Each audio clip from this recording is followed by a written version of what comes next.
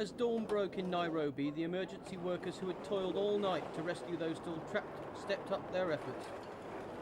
They were spurred on by faintly heard cries for help deep beneath the tons of rubble that had been an office building in the bustling centre of town. Kenyans are only just coming to grips with the sheer scale of the carnage caused by the car bomb detonated outside the American embassy. At least 139 were killed, including 10 Americans. The numbers of those injured has topped 2,200. The rescue workers battle on in a bid to free anyone still alive. There's some people who are responding, they're actually talking. We understand there's some who are talking from the toilets. We at least sure of 2 people being still alive.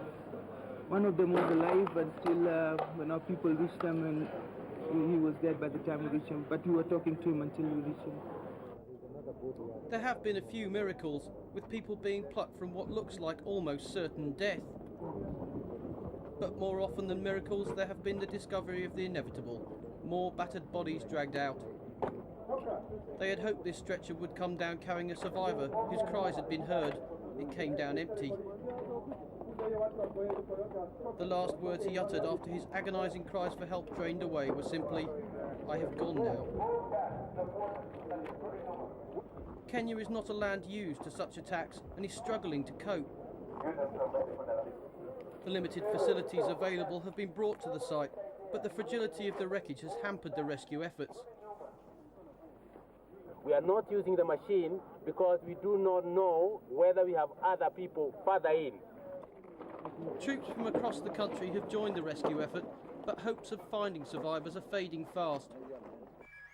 Like the blast in Nairobi, the bomb that ripped through the US Embassy in Tanzania was also hidden in a vehicle.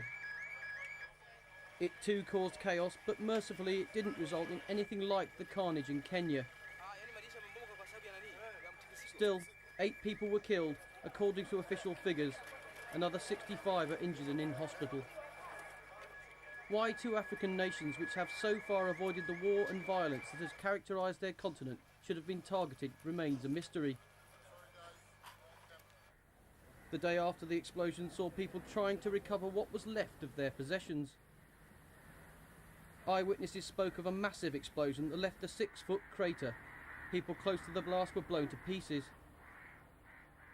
The embassy building is evidence of the day on which the state-run paper said, "Hell broke loose." A South African Air Force plane ferried some of those who could not be treated in Nairobi to Pretoria for help. A few of the least badly injured who arrived were able to walk to safety, but there were far more who were not so lucky. Israel flew in specialised teams of sniffer dogs and handlers who have experience of dealing with such explosions, thanks to their country's own history of violence. They hope to find the living. They know they'll find the dead.